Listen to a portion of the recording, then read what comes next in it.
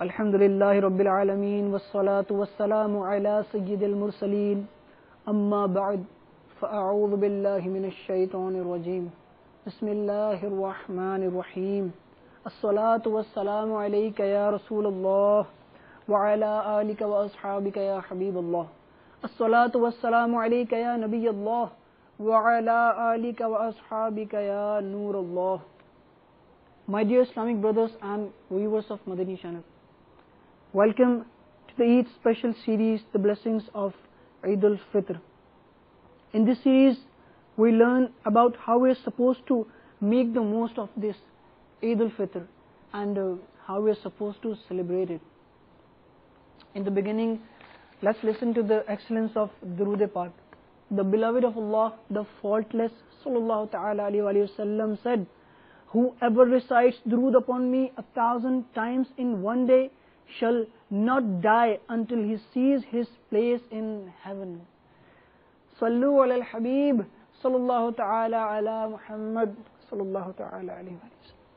Dear Islamic brothers and viewers of Madani channel, let's begin with a heart-touching story.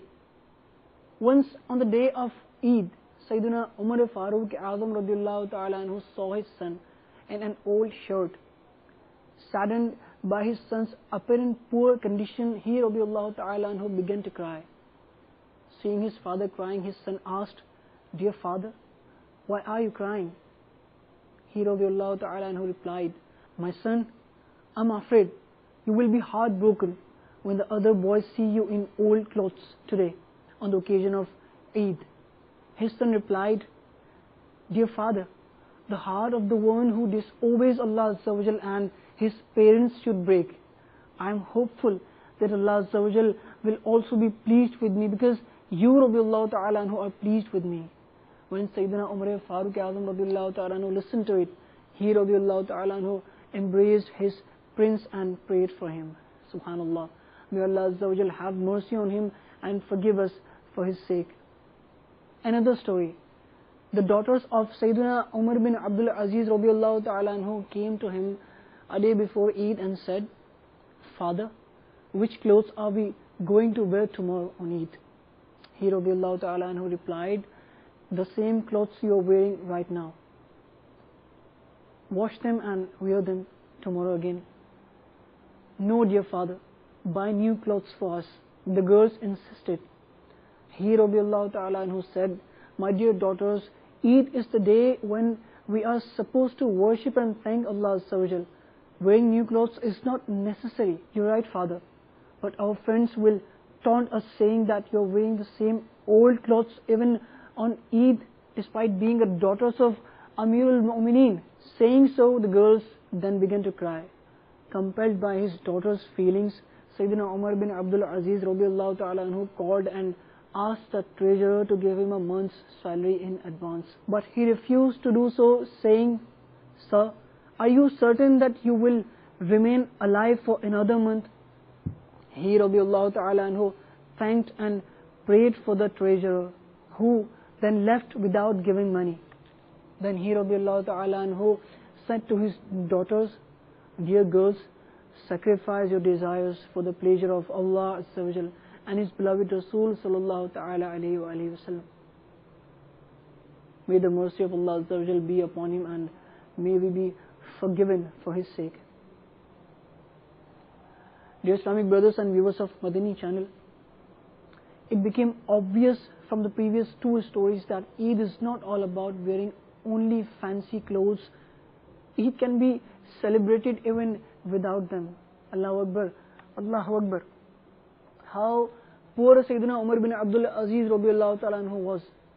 He did not save money at all despite being the ruler of such an enormous empire. Further, his treasurer was also an honest and far-sighted person who refused wisely to pay him a month's salary in advance. This story contains a lesson for us as well. If we ever want to ask for our salary in advance, we should also consider as to whether or not we will remain alive till the particular period of time for which we are demanding our salary in advance. Even if we do remain alive, there is no guarantee that we will remain healthy and fit enough to work, as it's often observed that a person suddenly suffers from a lethal disease or becomes injured as a result of an accident. If we have a Madani frame of mind, we will get cautious about such matters.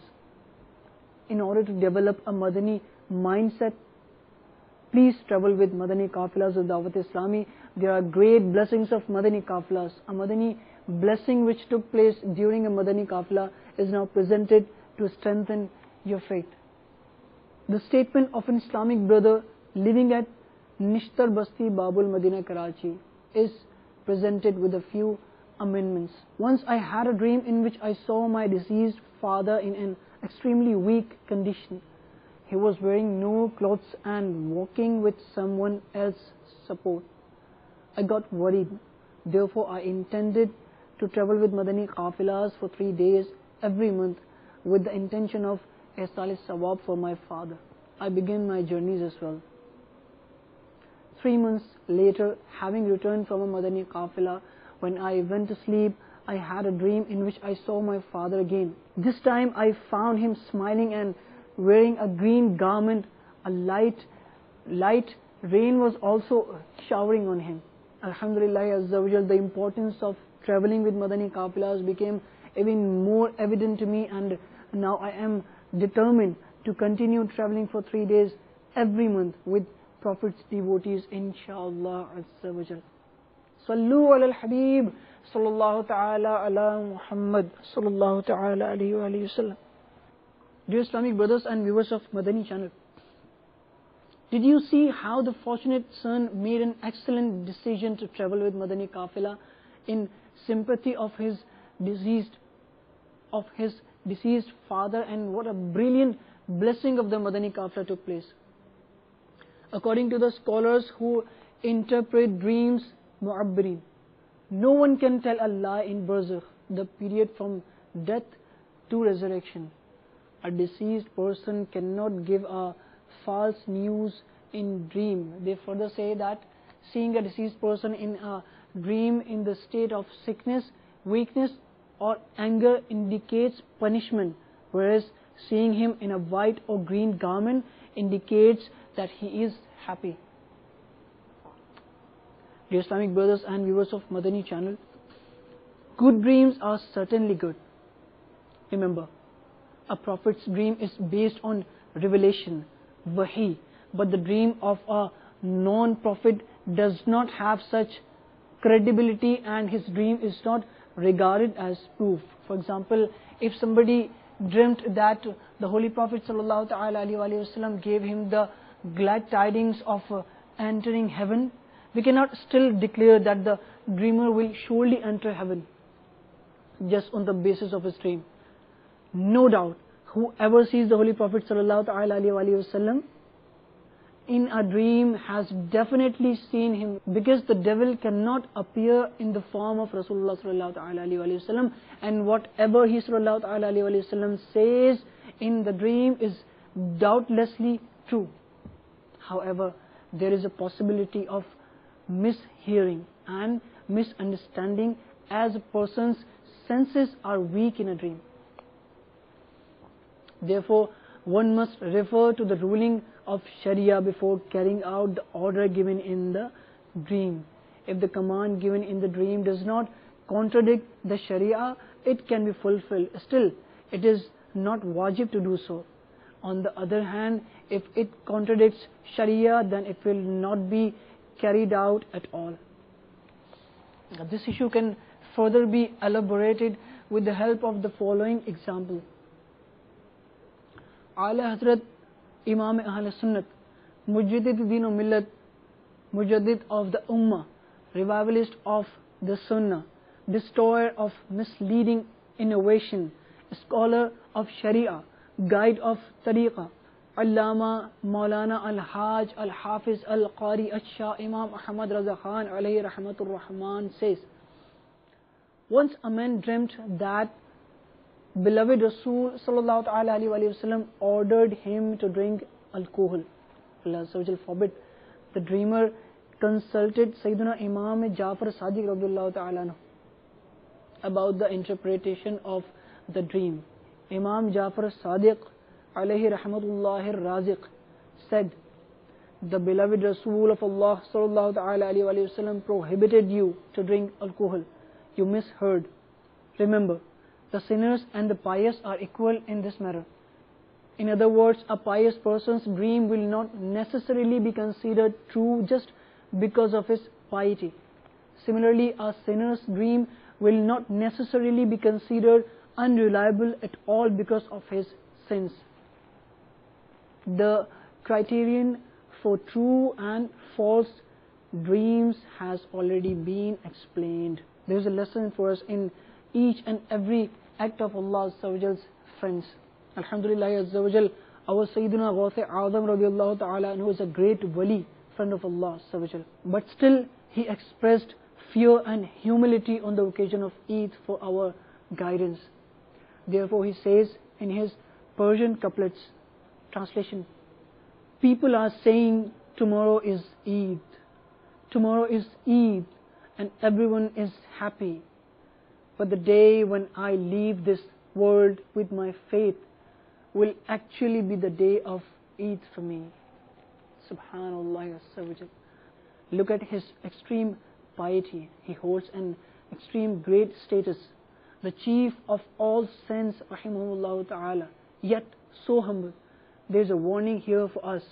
We are being taught, beware, do not be heedless regarding your faith, always remain concerned about its safety, in case you lose your faith due to your negligence and sins. Sayyidina Shaykh Najibuddin rahmatullahi ta'ala alayhi Mutawakkil is the brother and caliph of Sayyidina Shaykh Baba Fariduddin Ganje Shakar rahmatullahi ta'ala alayhi. His title is Mutawakkil, the one trusting Allah. He rahmatullahi ta'ala alayhi lived in the city for 70 years and his family led a very comfortable life despite having no apparent means of sustenance. He rahmatullahi ta'ala alayhi remained so immersed in the remembrance of Allah Azza wa Jal that he rahmatullahi ta'ala alayhi did not even know what day or month was and did not even know what the worth of a coin was. Once many guests came to his house on the day of Eid. Coincidentally, there was no food at his home to serve the guests. He rahmatullahi ta'ala alayhi went upstairs, where he rahmatullahi ta'ala alayhi remembered Allah Azza wa Jal and prayed in his heart in this way. Ya Allah Azza wa Jal, today is Eid and guests have come to my house. Suddenly a man appeared and presented a tray full of food and said, O Najibuddin rahmatullahi ta'ala alayhi, you are famous for your trust, tawakkul, even among the angels, and you are asking for food. He rahmatullahi ta'ala alayhi said, Allah Azza wa Jal knows that I did not do so for myself, but for my guests. Despite having miracles, Sayyidina Najibuddin Mutawakkil rahmatullahi ta'ala alayhi was an extremely humble saint. Once a man came to meet him traveling a long distance and asked, are you Najibuddin Mutawakkil? Are you Najibuddin Mutawakkil, the one having trust? He rahmatullahi ta'ala alayhi humbly replied, I am Najibuddin Mutaakkil, the one eating a lot. Allahu Akbar. May the mercy of Allah Azza wa Jal be upon him and may we be forgiven for his sake. My dear Islamic brothers and viewers of Madani channel, did you see how simply and humbly Allah Azza wa Jal, righteous people and saints would celebrate Eid? We also learned from this story that Allah Azza wa Jal satisfies the needs of His friends from Ghaib, the unseen. These are all manifestation of His mercy. The sudden availability of food, drink and other necessities of life without any apparent means are a type of miracle of sense. This form of miracle has also been mentioned in the book named Sharh Aqaid Nasafiyah, which contains a thorough account about different types of miracles. The saints, rahimahullah ta'ala, have Allah given powers and miracles. They are such great and pious people that Allah Azza wa Jal fulfills whatever they say or desire. Sallu ala al-Habib, sallallahu ta'ala ala Muhammad, sallallahu ta'ala alayhi wa sallam. Sayyidina Abdul Rahman bin Amr al-Awza'i, rahmatullahi ta'ala alayhi, said, on the night of Eid al-Fitr, one of my neighbors who was very poor came to my house and requested me to give him some money so that he could celebrate Eid happily with his family. I consulted my wife as to whether I should give him the only 25 dirhams that I saved to be spent on Eid for my family, hoping that Allah Azza wa Jal will give us more. My pious wife suggested me to help the destitute neighbor. So I gave him the 25 dirhams. He became so happy and went saying prayers for us. Shortly after he went, another person came and held my feet and said, crying, that he was my father's escaped slave. His conscience pricked him, so he returned. Offering me the 25 dinars which he earned, he requested me to accept them. I took the dinars and freed him. And then I said to my wife, look, the mercy of Allah Azza wa Jal. He has given us dinars in exchange for dirhams. In the past, silver coins used to be called dirhams and gold coins used to be called dinars. May the mercy of Allah Azza wa Jal be upon him and may we be forgiven for his sake. Ameen. Dear Islamic brothers and viewers of Madani channel, did you see how merciful and beneficent Allah Azza wa Jal is? Look how He Azza wa Jal instantly rewarded 25 dinar gold coins to the one who gave 25 dirhams silver coins in his way. Further, we also learned that our saints, rahimahumullah ta'ala, were extremely self-sacrificing, that they would sacrifice their belongings for other Muslims. They had extreme love for Allah Azza wa Jal and His beloved Rasul sallallahu ta'ala alayhi wa sallam. They knew that Islam teaches us the message of mutual sympathy and cooperation. Our dear and beloved Rasul, King of the universe sallallahu ta'ala alayhi wa sallam, is mercy for the whole world. He sallallahu ta'ala alayhi wa sallam blesses everyone. He sallallahu ta'ala alayhi wa sallam would take special care of the poor and needy and orphans. Subhanallah Azza wa Jal. He sallallahu ta'ala alayhi wa sallam was so great that Ba'das Khuda Buzurg Tu Hi Qissa Mukhtasar. In short, you are the most respectable after Allah Azza wa Jal, and so humble that He sallallahu ta'ala alayhi wa sallam would help even the one whom everyone had left alone. My dear Islamic brothers and viewers of Madani channel, in order to light the candle of beloved Rasul sallallahu ta'ala alayhi wa sallam's love and respect in your heart and gain the true happiness of Eid, if possible, please travel with the Sunnah inspiring Madani Qafla of Dawat Islami, the international non-political religious movement of the Quran and Sunnah, on the night of Eid in the company of Prophet's devotees. There are countless blessings of Madani Qaflas. Therefore, an Islamic brother from Babul Madina, Karachi made the following statement.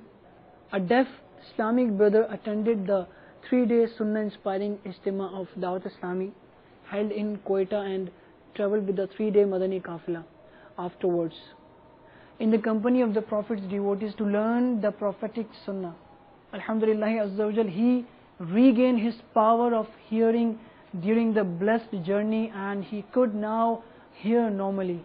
Sallu ala al-Habib sallallahu ta'ala ala Muhammad sallallahu alayhi wa sallam.